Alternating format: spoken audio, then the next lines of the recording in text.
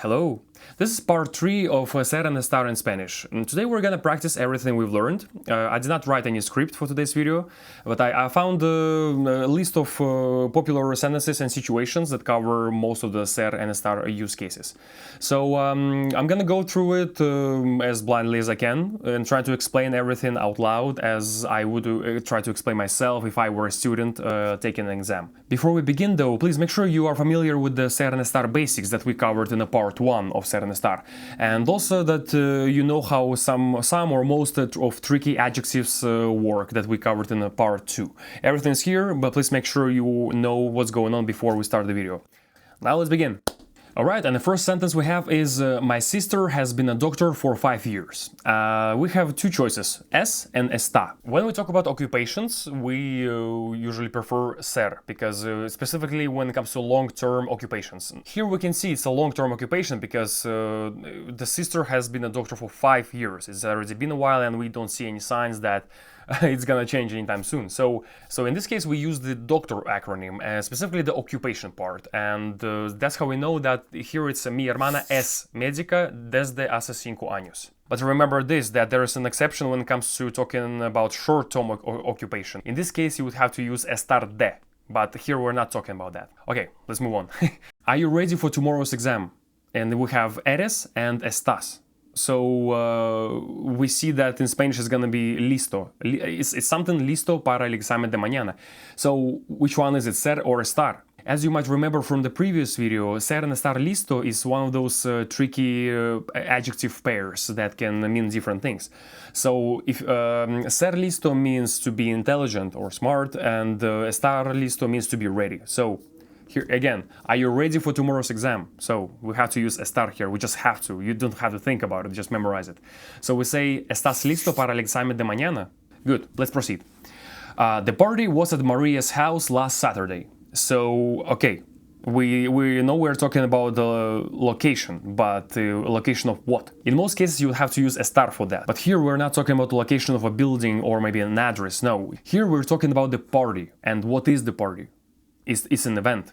And when we talk about the event, it's another one of the exceptions that we have to use ser and not estar. So in here we have two choices, fue or estuvo. That's a preterite past tense, normal past tense in Spanish. So here we'll have to go with fue. And we say, la fiesta fue en casa de María el sábado pasado. Next, when I was a child, I was very shy and quiet. And here we have era and estaba. We're talking about being shy and quiet, which is a personal characteristic. For that we have to use doctor acronym, which is used for ser. And since we're doing the physical description in the past, we have to use the imperfect tense, not the preterite.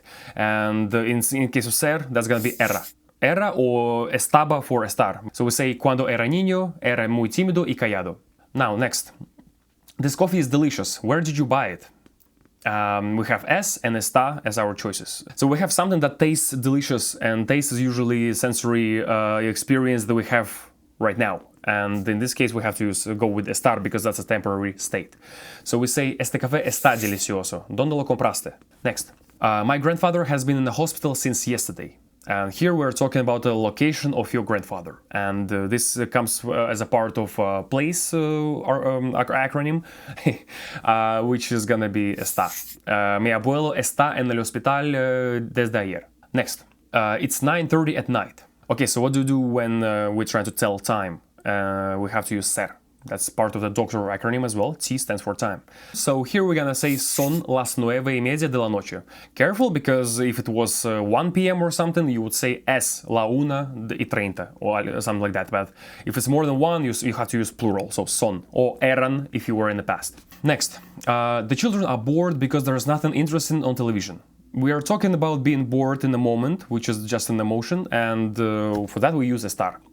We say, los niños están aburridos porque no hay nada interesante en la televisión. But also be careful because it's a tricky adjective, and you can say ser aburrido. And in this case, that would be describing your personality trait, being boring person in general, which is not what we're talking about here. Next, your brother is very tall, right? And here is a normal physical description that is something stable that probably doesn't or will not change. So, we have to use ser. Tu hermano es muy alto, ¿verdad? Next. I can't go work because I'm sick. We're talking about being sick, and that's a temporary, hopefully, state for you, which means we use estar. No puedo ir a trabajar porque estoy enfermo. Good. Let's proceed. The concert was fantastic last night. The musicians played very well. And here we have fue and estuvo. So we're talking about the past, specifically, well, last night. We're talking about an experience that just happened. So in this case, we're being kind of trying to describe something that happened in a certain moment, just like right now. And for that, we will have to use estar again. So we say, el concierto estuvo fantástico anoche. Los músicos tocaron muy bien. Next example is, my father is from Colombia, but now he lives in Spain. Okay, this one is easy. We're simply talking about origin. For that we use ser, something that is stable. You cannot change your origin. Mi padre es de Colombia, pero ahora vive en España. Number 13. Why are you so quiet today? You usually talk a lot. And okay, here we have callada, the adjective callada. So it's one of the tricky wishy-washy bullshit adjectives that can mean different things. So if you remember, ser callado means to be kind of very shy and timid type of person, which is your personality trait. But estar callado means to be kind of quiet in the moment. So here we're talking about today, and specifically also saying that, oh, you usually talk a lot. That's why we'll have to go with estás here. ¿Por qué estás tan callada hoy? Normalmente hablas mucho. Next example. The food is prepared. We can have dinner now. We're talking about the state of the food in the moment, right now. So the current state can be either cooked or not cooked, or ready or not ready. Here we're talking about exactly that. So la comida está preparada. Podemos cenar ahora. Next example, my uncle is very rich. He has 3 houses and 2 luxury cars. So again, ser and estar rico. Ser rico means to be rich. Estar rico means like it used to describe something that is that tastes good in the moment. So we're not talking about food here. We're talking about a person who is rich. So we say, mi tío es muy rico. Tiene 3 casas y 2 coches de lujo. Okay, cabrón. Next, the students were nervous before the final exam. We're talking about the emotions, your current state in the moment, or before the final exam. So we're gonna go with estaban. Okay, here we're describing your the emotion that you felt in certain moments in the past. So for the emotions like that, we use the imperfect tense specifically, and estar, of course. So we say, los estudiantes estaban nerviosos antes del examen final. Next, the book belongs to my literature teacher, and we have es and está. So we're talking about possession or ownership of something, which is also something that usually doesn't change. And for that we use ser. In this case, este libro es de mi profesora de literatura. Moving on. After the accident, the car was completely destroyed. Here we're talking about the state of the car, the condition of the car, meaning that it was destroyed. So it was fine, then it got destroyed. That's why we have to go with estar here again. Después del accidente, el coche estaba completamente destruido. All right, we're almost done. My parents are very proud of my graduation. So we're talking about... Right, orgulloso. There's ser orgulloso y estar orgulloso. Be very careful, because ser orgulloso describes you feeling very proud, but in a bad way, mostly like arrogant. And estar orgulloso is like feeling proud in the moment, like for example when your child just graduated.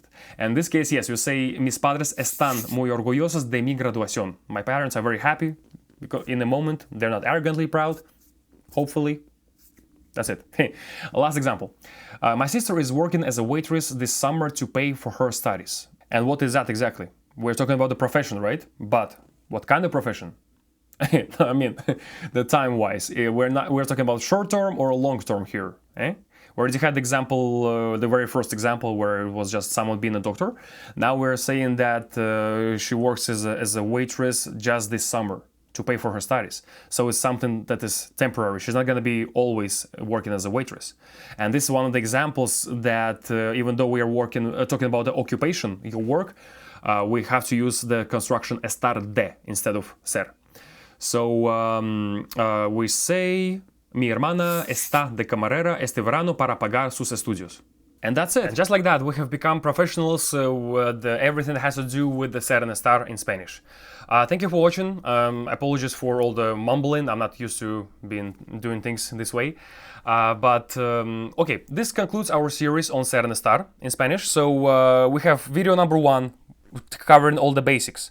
Video number 2 covers the tricky wishy-washy adjectives, ser bueno, estar bueno, blah blah blah.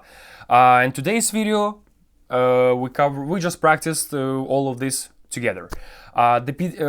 Just so you know, the PDF document will be available for you to go through all of these examples we went through today, so that you can play with yourself. So you can practice more if you want to, and if you have any questions, please let me know. Any suggestions, like, subscribe, threads, watch this stuff on the left.